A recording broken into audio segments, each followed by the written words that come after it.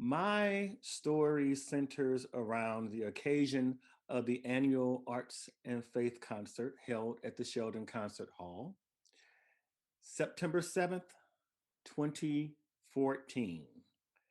Let's just go back to that crazy time in that year.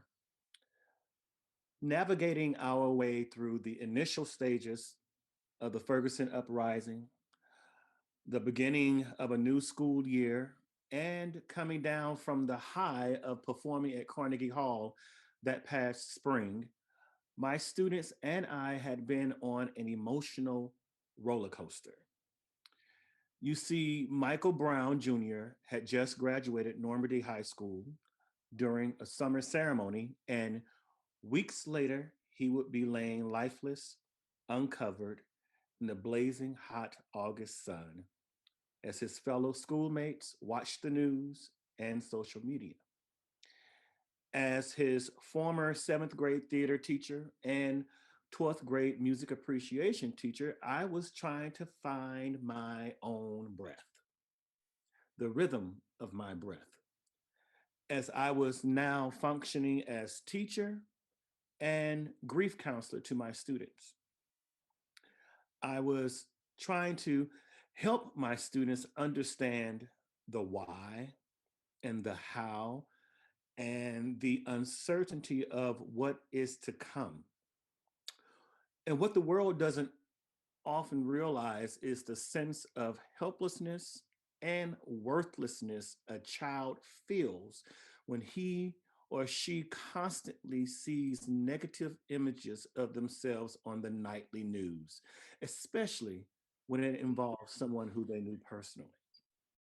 I remember Allison Felter reaching out to me regarding the arts and faith to discuss the possibility of having the Normandy High School chorale perform on the program.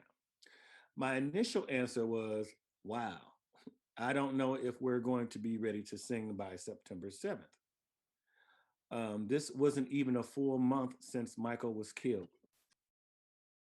Nightly protests were still going strong, and everyone, as you all recall, was on alert. I remember feeling so isolated and thinking that no one else could possibly understand what these kids were feeling at that time. Now, I recall this story not for sensationalism, but to set the tone for the environment my students were waking up to every morning while trying to be students. And I think I find it telling the story more interesting because I just can't remember the song we sang for the Arts and Faith concert. But Tim, thank you, Tim, just reminded me in his story that it was Seasons of Love. But I don't remember what the choir wore, and I don't remember traveling to and from the Sheldon.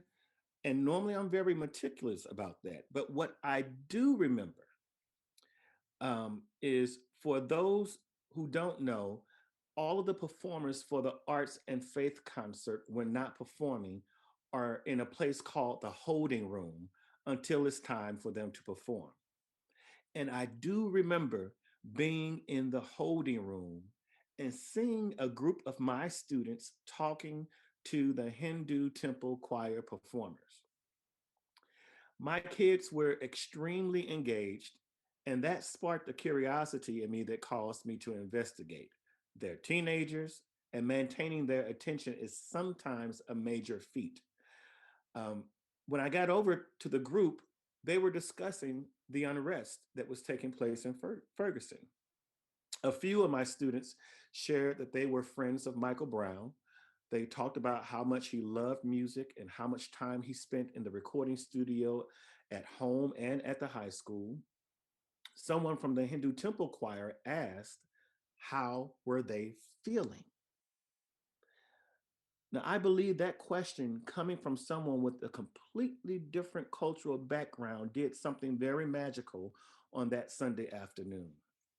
Students admitted to being angry, in fear of their lives, sad, uncertain about their futures.